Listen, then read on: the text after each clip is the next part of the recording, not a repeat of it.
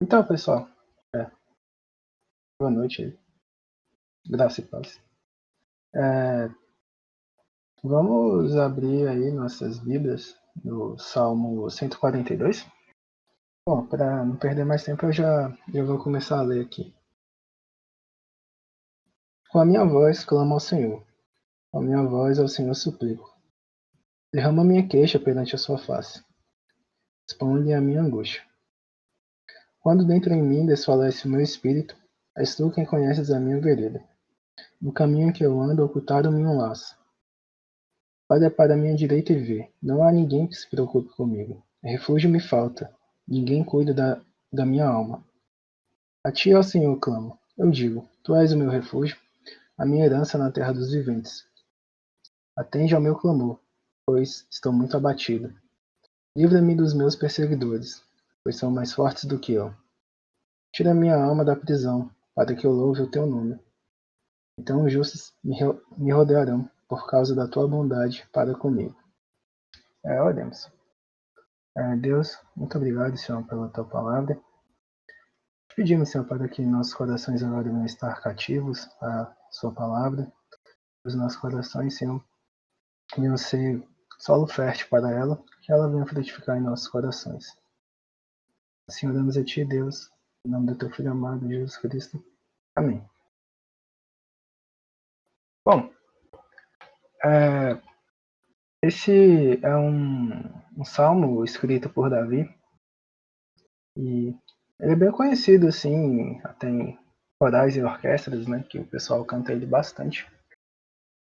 E ele foi escrito por Davi num período bem turbulento da vida dele, né? Davi, ele estava crescendo ali perto de Saul, se tornando um grande guerreiro, um grande homem, e Saul invejava isso. Ele via que o Espírito de Deus era com Davi. As pessoas cantavam o nome de Davi nas canções, nas danças.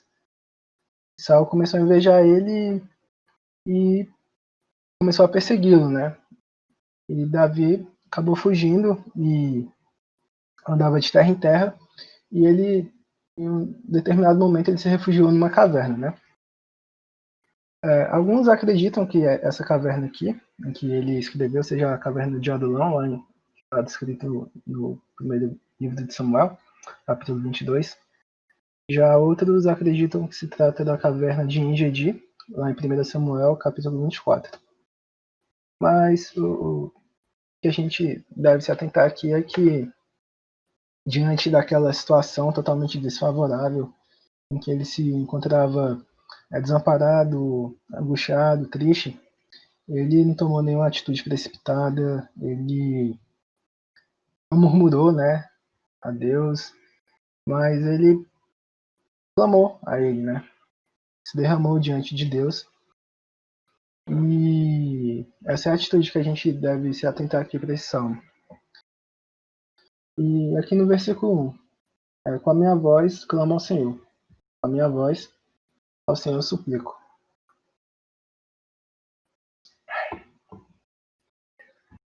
Davi, ele coloca diante de Deus, né, e ele faz um clamor, mas não é um clamor qualquer, né? Não é tipo, poxa Deus, eu tô triste, né? Não, aqui Davi, ele tá falando do fundo da alma dele, né? Ele tá gritando, clamando a Deus com todo o fôlego que tem nos pulmões dele, né? Tanto é que ele reitera, com a minha voz clamo ao Senhor, com a minha voz ao Senhor suplico, né?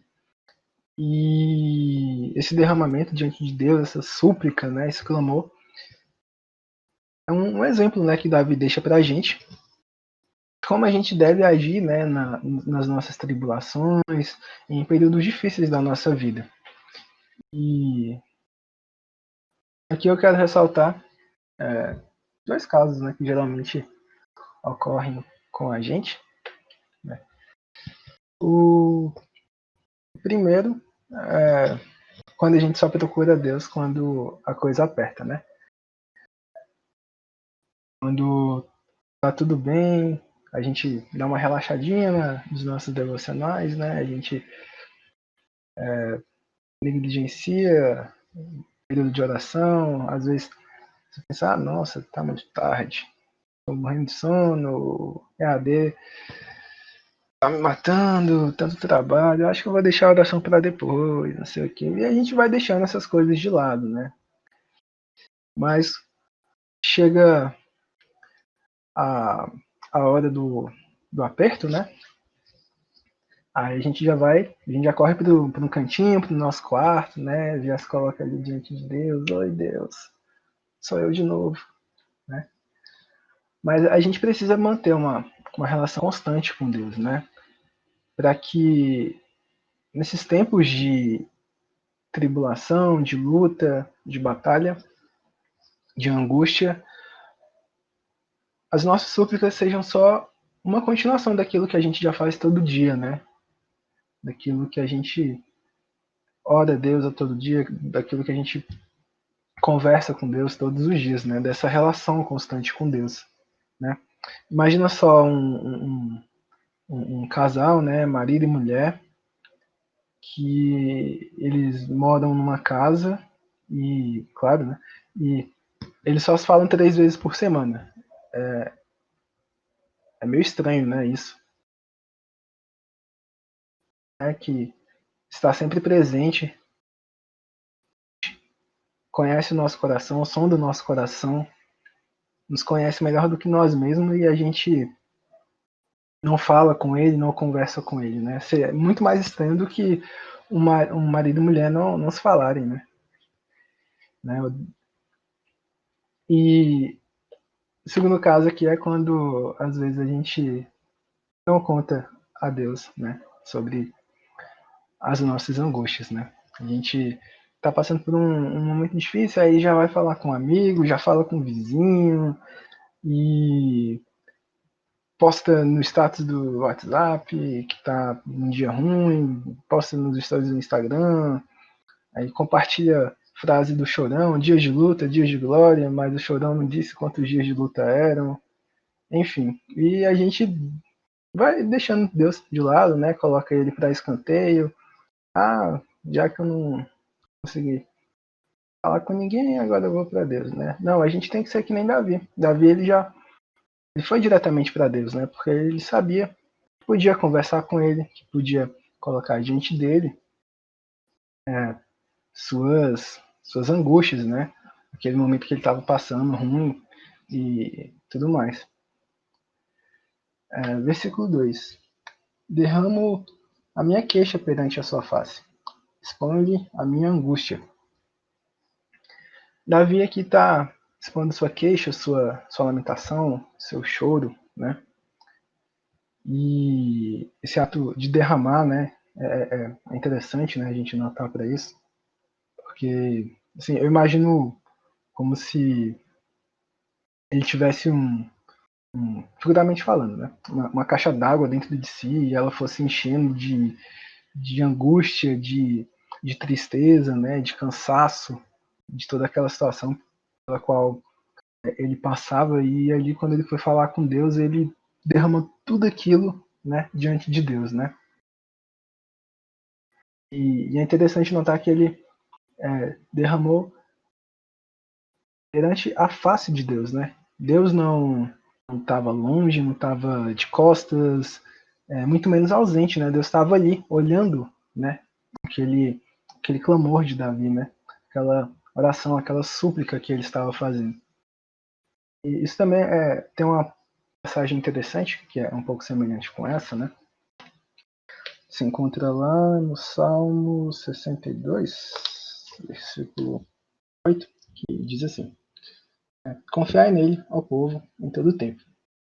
Derramai perante ele o vosso coração, pois Deus é o nosso refúgio. Ou seja, Deus ele quer que a gente coloque diante dele, né, a nossa situação, aquilo que está afligindo a nossa alma, aquilo que nos entristece, porque Deus está interessado em que a gente fale com ele, que a gente clame pelo nome dele. Ele sabe o nosso problema, sim, ele sabe, mas ele quer que nós falemos com ele, ele está interessado nessa relação, né, de nós nos relacionarmos com ele, né. partindo aqui para o próximo versículo. Nossa, gente, tá muito quente aqui. Quando dentro em mim desfalece o meu espírito, és tu quem conhece a minha vereda. No caminho em que eu ando, ocultaram-me um laço. Davi, ele reconhece a ansiedade, né, que assolava a sua alma, né? Aquele sentimento que desfalecia o seu espírito, né? Mas é interessante notar aqui que, mesmo ele estando abatido, mesmo ele estando angustiado, triste, daquela situação, né, que ele estava se passando, né? Porque imagina só, Davi não fez nada de mal contra o rei, mesmo assim, Saul estava disposto a matá-lo, né? E aquilo entristecia muito o coração de Davi. Mas é interessante notar como ele permanece com sua fé firme, né? Ele tem sua fé firme em Deus, né? Alguns aqui poderiam falar que, quando Davi diz, és tu quem conheces a minha vereda, de que Davi estivesse assegurando que Deus fosse testemunha, né, de sua integridade, né, de sua retidão. Davi era um homem segundo o coração de Deus. Mas a interpretação aqui mais coerente, né, seria de que Deus, na verdade, sabia o modo de livrá-lo, né? Ele fala, no caminho em que eu ando, ocultaram-me um laço. Davi estava cercado de armadilhas, mas Deus sabia o modo que ele iria livrar Davi, né, das armadilhas que estavam à sua volta, esperando só ele dar um vacilozinho para pegar ele. E assim é Deus com a gente, né? Deus, ele vê, a gente passa por sufoco, a gente muitas vezes não sabe como que a gente vai sair de uma situação, e a gente começa a ser consumido pela ansiedade, a gente não consegue ver uma solução para um problema que a gente está passando. Mas Deus sabe o jeito que ele vai nos tirar dessa situação, né? Como ele vai nos livrar assim, das armadilhas que há no mundo, das tentações que a gente enfrenta no nosso dia a dia. Ele conhece nossas lutas, né? Porque Deus está sempre nos vigiando, né? Deus, como diz lá no Salmo 23, e como Jesus diz no Evangelho de João, que ele é o bom pastor, né? E o bom pastor, ele cuida das suas ovelhas. O bom pastor, ele leva suas ovelhas por verdes pastos. Ele não leva suas ovelhas por caminhos cheios de espinhos, cheios de pedras. Deus é o pastor que leva suas ovelhas a tomarem água em águas tranquilas, não em rios turbulentos que podem levar a sua ovelha, né? Deus é um Deus que cuida da gente, que sabe como a gente vai sair daquela situação, como a gente vai superar aquela luta que a gente está passando.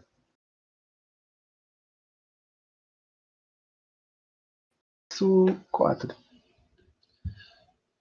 Olha para minha alma direita, olha para minha direita e vê.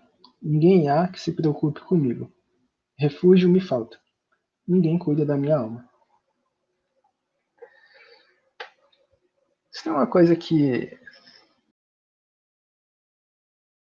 nos deixa muito abatido, é quando a gente se sente sozinho, né? Quando a gente sente que não pode contar com ninguém, né? Davi, ele era um fugitivo e ele era um, como é que se fala? Um andarilho, né? Ele andava de canto em canto, fugindo de Saul, procurando escapar das armadilhas, né? Que tinham no caminho.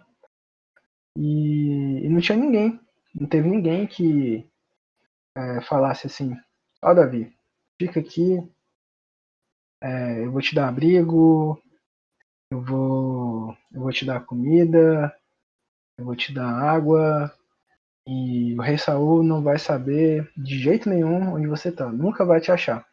Davi, ele não conseguiu, né, esse abrigo nas mãos humanas, né, ele não conseguiu esse refúgio nas mãos humanas, né. Quantas vezes a gente parece que ninguém consegue ajudar a gente, né? Às vezes a gente está passando por uma dificuldade, aí a gente vai falar com um amigo e ele não entende a gente. Às vezes um médico não sabe diagnosticar uma doença que a gente tem e aquilo fica afligindo nossa alma e a gente vai tentar achar solução, às vezes até com o irmão em Cristo, enfim. A gente não consegue achar, às vezes, soluções dos homens. A gente não consegue achar refúgio na força dos homens, na sabedoria dos homens, na inteligência dos homens. Muitas vezes a gente passa por momentos assim porque Deus permite que a gente passe por momentos assim, né? E por quê? Por que a gente passa por isso? Por que a gente enfrenta tamanha dificuldade, tamanha solidão? Por que a gente não consegue achar refúgio? Por que a gente não consegue achar socorro? Por que a gente clama e fala: "Meu Deus, alguém me socorre, quem poderá me salvar?" E nenhum chapulinho colorado aparece para ajudar a gente. Por quê? E a resposta está no versículo 5, né? Ele fala: "A ti, ó Senhor, eu clamo, eu digo, tu és o meu refúgio, a minha herança na terra dos viventes." Ou seja, a gente passa por tudo isso para que a gente saiba que a gente depende de Deus, para que a gente fale: "Deus, tu és o meu refúgio." Eu procurei solução na força dos homens, na sabedoria dos homens, na inteligência dos homens, e eu não consegui achar refúgio. Ninguém me abrigou, ninguém me ajudou nessa situação. Mas, Senhor, tu és o meu refúgio. Em ti eu confio. E a gente deve fazer como Davi. A gente deve depositar essa confiança em Deus, de que Ele é o nosso refúgio, de que Ele é a nossa herança, a nossa porção, o nosso quinhão na terra dos viventes.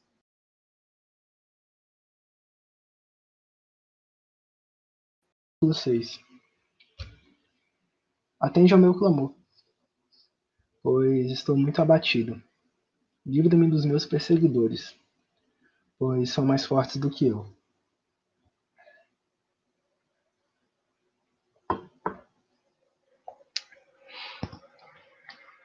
Olha, se tem uma coisa que é difícil, né, para muitos de nós admitir, é que a gente é fraco, que a gente é incapaz de resolver as coisas. Davi aqui ele reconhece que a fragilidade, né, em que ele se encontrava, né, toda aquela situação. Para você ter ideia, né, Saul reunia cerca de 3.000 homens para caçar uma pessoa só. É uma coisa desproporcional, né? Muito desproporcional. Davi fala: livra-me dos meus perseguidores, porque eles são muito mais fortes do que eu, né? Como é que pode um homem contra 3.000, né? E é muito difícil, né, pra gente, em momentos assim, a gente admitir, né, a nossa incapacidade, a nossa fragilidade diante de tais situações de que as coisas não vão acontecer da forma que a gente quer e isso nos deixa muito abatido, né? Tipo, poxa, eu queria que uma coisa fosse assim, não é, e enfim, a gente deve reconhecer que a gente não tem controle das coisas, que nós somos frágeis, que nós somos incapazes. Por que que a gente deve reconhecer isso? Porque é quando a gente se encontra fraco, né, que o poder de Deus se manifesta na gente. Nós somos fracos, nós somos frágeis, mas o poder de Deus se aperfeiçoa na fraqueza. Quando confessamos essa fragilidade, que o poder de Deus ele opera em nós, nos tornando forte. Não é, não é nós que somos fortes, mas é o agir de Deus que nos capacita, né, a passar por situações tão difíceis, tão turbulentas, por perseguições, por lutas, enfim. Então que a gente possa, né, aprender com Davi, né, nesse salmo, ele fala que ele reconhece, né, sua fragilidade, sua fraqueza, e que a gente possa pedir a Deus: Deus, ó, sou fraco, eu não consigo sozinho, eu não posso com as forças dos meus braços, então Deus me dá força, me dá inteligência para que o Senhor possa me livrar, né, dessa situação de desconforto. Antes da gente partir para o último versículo, né, o versículo 7, queria fazer só um parêntese aqui, que eu acho que é bem interessante de notar. Davi, mesmo nessa situação em que seu espírito se encontrava angustiado, em que ele fugia, em que queriam matar queriam tirar a sua vida, ele se expõe diante de Deus, né, de tal forma que ele consegue fazer uma análise ali completa, né, do seu sofrimento, da sua situação, né. Ele sofre tanto espiritualmente, né, como a gente pode ver no verso 2, né, expõe-lhe a minha angústia. No verso 3, quando dentro de mim desfalece meu espírito. No verso 6 também, né, estou muito abatido. Tanto quanto ele sofre, né, fisicamente, né, ele está sofrendo perseguição, ninguém se preocupa com ele, né. No verso 4 ele fala, ninguém há que se preocupe comigo. No verso 6 ele fala que os perseguidores dele são mais fortes do que ele, né. Então, ele consegue fazer ali toda uma análise, né, toda uma leitura, né, diante de toda aquela situação, e coloca, né, ali diante de Deus, né. Então, é uma lição muito importante que a gente pode aprender com Davi, né, que em momentos difíceis a gente possa fazer essa leitura, né, completa da nossa situação, e colocar ela diante de Deus, né. A gente muitas vezes a gente faz, sei lá, orações de 1 minuto, de 2 minutos, mas, né, como que a gente consegue explanar tudo que está acontecendo com a gente em 2 minutos, né? Então, é uma lição que Davi nos deixa, né? Para a gente aprender a nos analisar melhor, analisar a situação e expor ela diante de Deus, porque Deus ele está interessado nisso. Deus ele quer ouvir o nosso clamor, né? E vamos aqui para o verso 7.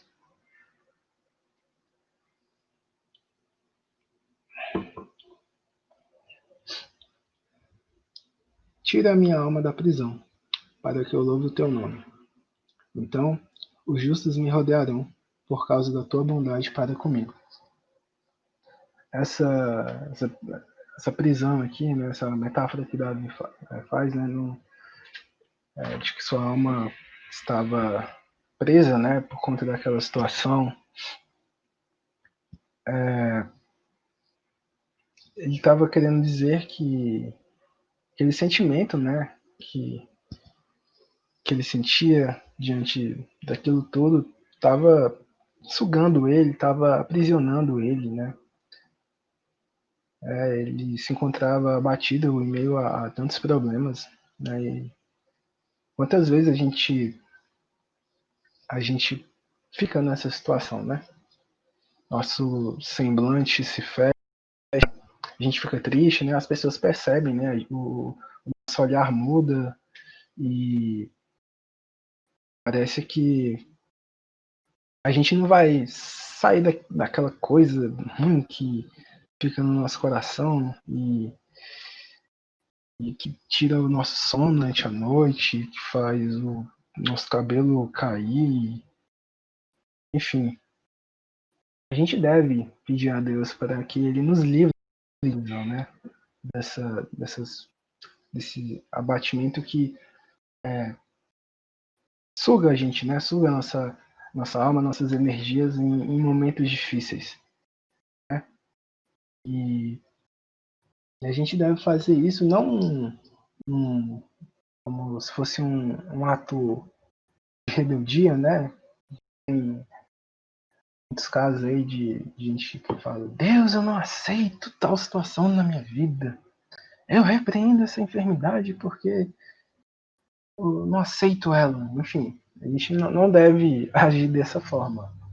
A gente tem que fazer como Davi, que com um espírito humilde se colocou diante do Senhor e clamou a Ele para que aquilo que estava aprisionando sua, para que ele fosse liberto daquilo que estava aprisionando, né, sua alma, para que então ele pudesse louvar o nome do Senhor no meio dos justos, dizendo quão bom Deus foi para com ele. E quantas vezes, né, a gente passa por batalhas aqui na Terra, nessa vida, nesse mundo, nessa caverna, né? Tantas perseguições que o povo cristão sofre aí no mundo. Aqui com a gente é mais na questão, não uma perseguição física, né? Mas uma perseguição ideológica, né? Quantas filosofias e ideologias têm se levantado para descredibilizar o evangelho da verdade? Quantas lutas diárias a gente passa por aqui? Mas um dia a gente vai descansar na eternidade, onde todos os santos e justos estarão lá, louvando a Deus pelas suas infinitas bondades, sua infinita bondade e suas infinitas misericórdias. E é isso, pessoal, que eu tinha para hoje. Eu tinha separado aqui. Revelas, já pode mandar os pedidos de oração? Beleza, vou mandar aqui.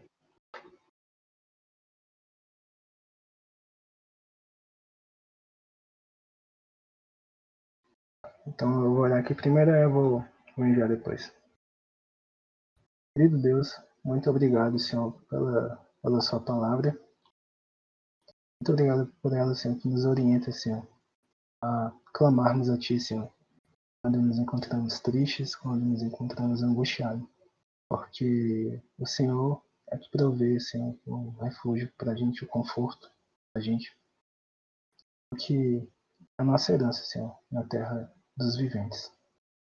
Possamos nos achegar a Ti, Senhor, humildemente, expondo os nossos problemas diante de Ti, Senhor. Porque confiamos, Senhor, que o Senhor nos livrará, Senhor, das nossas lutas, das nossas batalhas, das nossas perseguições. Assim oramos a Ti, Senhor, te agradecendo pela sua infinita bondade e misericórdia. Em nome do Teu Filho amado, Jesus Cristo. Amém.